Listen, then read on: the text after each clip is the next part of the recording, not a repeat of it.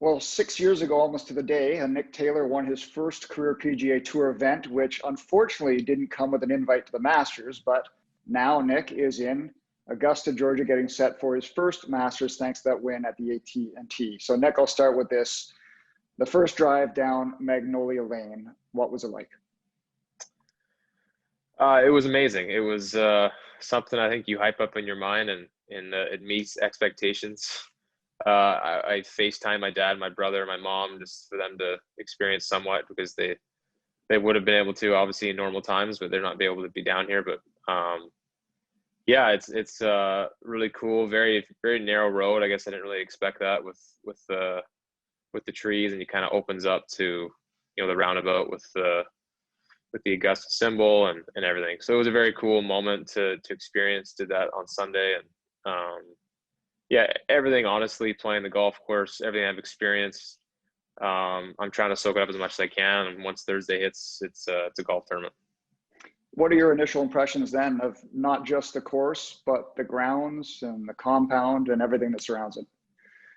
Yeah, it's definitely a compound. It's driving by, if you had no idea where you were, I don't think you could spot a golf course. It's definitely hidden quite well here. But the practice facilities are amazing. The course, I think, without being able to see it before with fans, it's very open. It's you can tell why the roars echo throughout the entire property, because you can tee off. For example, you can be hitting your second shot into the second hole. You can see the seventh green from there, which next to that I think is 15, which is then close to 16 green. So there's just, everything is quite close, that as a fan and as a player, you can always hear what's going on. So I'm missing that part this year, but it's just an amazing property. I know the Masters is the one tournament you always watched start to finish. So now, having played the course and all 18 holes, did any appear different than what you thought, than what you saw watching all those years on TV? Yeah, a few shots. One that really comes to mind is the tee shot on 10. This year out should be different because they're doing split tees, which is very it's just not normal for here. So I'll be teeing off 10 one of the first 2 days, but it's downhill to the green, honestly, probably 50 yards, and you have to hit quite a big shot from right to left. So it's definitely a shot that you can't really quite see on the TV. And then everyone talks about the second shot at 18. That was the first time I experienced it today, and it's very uphill, a really difficult tee shot, kind of through the chute there of the trees. So those two come to mind. Playing Amen Corner 11 through 13 and 15, 16 was really fun today, and to experience those holes, walk over the Ben Hogan Bridge. So there was a lot of cool stuff today. But yeah, it's weird playing a course that I've seen so much on TV, but also a few of them definitely I didn't. The angles just weren't quite the same, so it was a lot of fun. I know people that go there for the first time just can't believe how hilly the whole property is. Yeah, it goes up and down throughout the entire property. Like I said, 10th hole, I couldn't believe how far downhill it is from the tee box all the way to the green. One, you go uphill, and then two, you're right back down the hill. And three is up, and four is back down, and five. So it's just, it's an alternating up and down golf course. It's a really tough walk. As far down as you go from 10 through 12, you got to get back up somehow, and 18 seems to be most of that uphill. So that's part of the challenge as well. They say experience is huge at Augusta, but you're one of 26, I think, first timers. Since you have no memories of the way the course usually is, can that be somewhat of an advantage for guys going to play this for the first time, because there's no reference point about how the course usually plays? Definitely. I think without the fans, different aiming points that guys talk about with grandstands, that's stuff that I've never had to see before. And so everything is new to me this week. And, I'm sure it'll play a little bit different, being a different time of year. I'm not sure if weather will be a factor.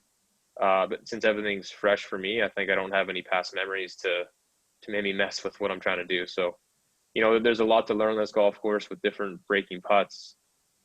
Everyone says that everything breaks to Rays Creek, and that's what you're trying to figure out in each green. So there's a lot for me to learn, so I can see the experience factor being there, but also with being a completely different time of year, definitely have nothing to clog my mind with old memories. I know we really decided to focus on golf when Mike Weir won the Masters in 2003. He's been there before, obviously, as has your caddy, I believe, Jeff. Mm-hmm. Will you try to pick their brains about certain points of the golf course? Yeah, even, when I played with Adam today and Corey, I was picking their brains. There's certain kind of shots that they try to hit, where to miss it. That's a big key out here. But being able to play with Mike tomorrow, every green, every tee shot, I'll be asking questions, and I'm sure I'll be recalling shots that he hit in positions he was in when he won in 2003. So it'll be a really fun day tomorrow to do that and just to have that experience. But also, I'll try to learn as much as I can. I know the return to play for you hasn't had the results that you've wanted, but there's been some moments, and you just finished practicing for a couple of weeks in Arizona. So where would you say the state of your game is right now? Yeah, it's getting better. I think this week of prep will be big. My coach is here, and so I feel like I'm getting better each day. And if I feel like I'm missing it in the appropriate spots, I feel like my short game is definitely sharp enough right now that I'll be able to score, and that's a big key out here is knowing where to miss on each pin location. There's times where it might seem like you're short-sided and it's tough, but it's actually the correct spot to be in. So that's what I'm really trying to learn each day. But each day, if my swing's improving and I can control where I'm trying to hit it, then I think I'll be in a good spot. You mentioned you're one of the fans, and there's no grandstands and no par 3 contest, no azaleas. So you're getting robbed of some things. But what are the rules in terms of having someone there to cheer for you? Are you allowed 1, 2, 3 people? Just one. It's your spouse or significant other. I'm pretty sure just spouse, but my wife Andy's here, so she's able to walk the grounds. I don't know my pairings yet, but for her really to have that experience, that'll be a once in a lifetime to be able to walk around Augusta National watching the Masters with no one there. So I think her experience will be very unique along with mine, but pretty fun that she'll be able to watch.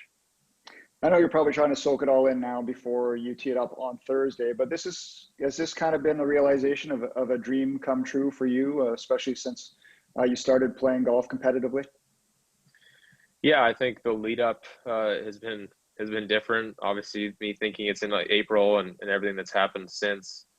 It's amazing that we're having this golf tournament in general. But once I got the negative test Sunday morning and everything was clear, that's probably when it really set in. And driving down Magnolia Lane and seeing the golf course, I'm trying to soak up as much as I can. So it is a dream come true, but I'm trying to get that all out of the way and get those feelings gone and try to focus on golf, as soon as I can. But Thursday mornings is the latest.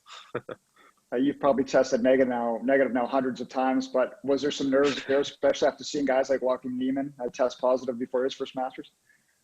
Yeah, as everyone's seen, sometimes it's out of your control, but I feel like we've been really smart since it started, and we've done everything we can. So, yeah, I was very happy to see the result. You're somewhat nervous every single time you're getting tested, but yeah, so far so good. All right, I just got to ask you a couple here, but did you see some of the yardages that DeChambeau had in on some of the holes today? I saw some of the clubs he was hitting in and yardages. Yeah, it's I won't be having those yardages in, at least for the shots today. I think that people didn't think that the U.S. Open course could be bullied in such a manner in which he did it. Can Augusta National? Honestly, if you're hitting it as far as he is, it doesn't matter what course you're playing.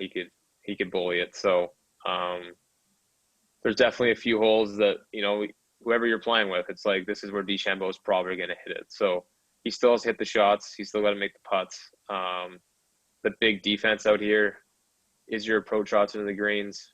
Granted, if he has 30, 40 yards less than most people, then it'll be a little easier for him. But you still got to make the putts, make the chips. So I'll be a little farther back, but hopefully I can make up some ground from there. All right, final question. Who is the side action with this week? You're going to have some with Corey and Adam and Mike, perhaps? I'm sure we'll have a little game tomorrow. That might just determine the side action after that, but just tomorrow as of now. How far are you from the golf course? Less than 10 minutes, so it's nice and close. All right. Well, thanks so much for taking the time in this your first Masters week. We wish you the best of luck, and I'm assuming I'm going to be watching about 50 hours of the Golf Channel over the next 3-4 days. So good luck. A lot of people. Thanks. Appreciate it.